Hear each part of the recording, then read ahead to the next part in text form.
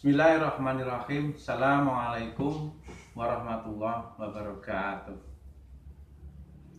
Selamat pagi anak-anak. Alhamdulillahirrahmanirrahim. Hari ini kita bertemu kembali di pelajaran Bahasa Indonesia kelas 10, yang pada kesempatan hari ini nanti kita bahas materi tentang membaca puisi. Tapi sebaiknya marilah kita selalu bersyukur kehadirat Allah Subhanahu wa Ta'ala bahwa sampai saat ini kita masih diberi kesempatan dan masih diberi semangat untuk belajar. Ini sebuah nikmat Allah yang luar biasa yang harus kita manfaatkan sebaik-baiknya. Dan jangan lupa Allah juga memberikan kita nikmat berupa sehat. Nah, dengan sehat ini mudah-mudahan apa yang kita rencanakan, apa yang kita lakukan bisa berjalan secara maksimal. Nah, tentu saja ditunjang oleh kesempatan dan semangat tadi. Anak-anak, jangan lupa saat ini kita masih dirundung duka oleh si corona. Dan saya berpesan, jangan lupa pesan pemerintah. Wajib masker, wajib cuci tangan, dan wajib di rumah saja. Bagus.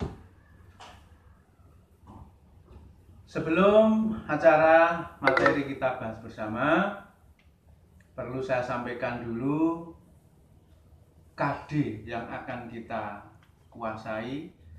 Saya bacakan saja, Anda juga bisa membuka di buku paket halaman 251. Mari kita pahami bersama. Saya bacakan.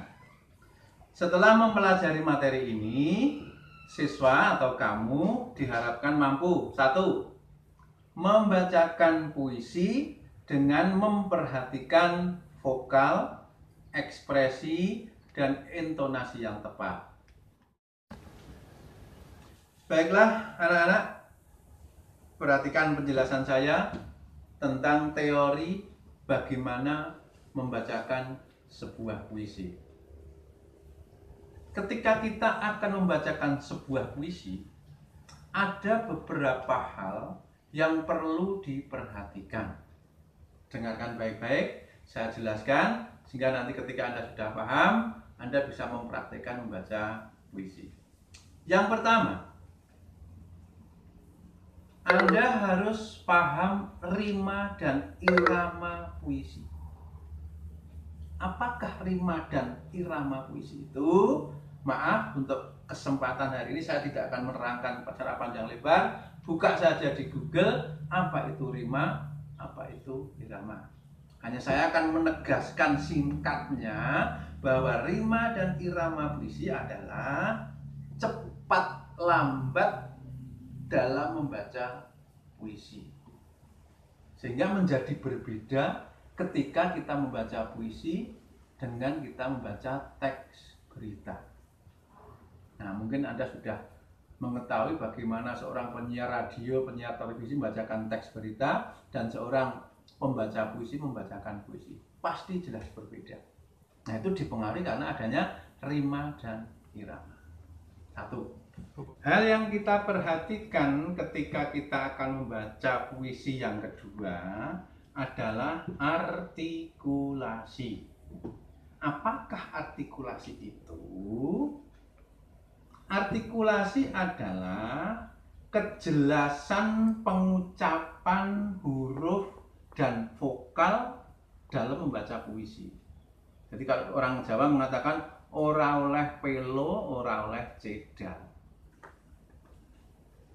Cedal dan pelo itu nanti akan mengurangi kita dalam memaksimalkan membaca puisi.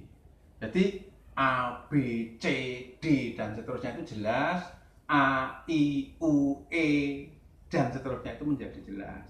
Itu artikulasi harus jelas. Sedang yang ketiga adalah dalam membaca puisi kita harus memperhatikan ekspresi atau mimik wajah. Nah, ekspresi ini berkaitan dengan suasana puisi. Ketika puisi itu bernada sedih, ya kita harus bisa berekspresi sedih. Ketika puisi itu bernada gembira, ya kita harus berekspresi gembira. Ketika puisi itu berpatriot, bersemangat, begitu ya, ya kita harus membaca dengan penuh semangat. Maka ekspresi itu menjadi penentu, penting sekali dalam membaca sebuah puisi. Nah, itu yang perlu kita perhatikan. Dan yang keempat, dalam baca puisi, kita harus memperhatikan juga pengaturan nafas. Mengatur nafas juga perlu diperhatikan dalam membaca puisi. Yang paling penting dalam pengaturan nafas di sini adalah kita harus tenang, jangan tergesa-gesa. Oke? Oke, sekarang yang terakhir. Apa yang harus diperhatikan dalam baca puisi? Yaitu yang kelima adalah intonasi. What is intonation? Aduh, sorry, bahasa Inggris, tapi bisanya hanya itu ya. Jadi, intonasi dalam membaca puisi adalah tekanan suara terhadap kata-kata yang kita ucapkan ketika kita membaca puisi. Nah, apa saja yang ada di dalam tekanan intonasi itu? Nah, ini dibagi menjadi dua oleh beberapa ahli pembaca puisi. Yang pertama adalah intonasi dinamik. Saya ulangi, intonasi dinamik. Nah, intonasi dinamik itu maksudnya di dalam sebuah larik puisi atau di dalam pembacaan puisi itu ada kata-kata khusus yang dipentingkan. Artinya apa? Kata itu menjadi difokuskan, ditekankan dibanding dengan kata-kata yang lain. Nah, nanti kalau dalam praktek puisi akan kelihatan mana yang diintonasi dinamik. Oke. Yang kedua adalah intonasi tempo.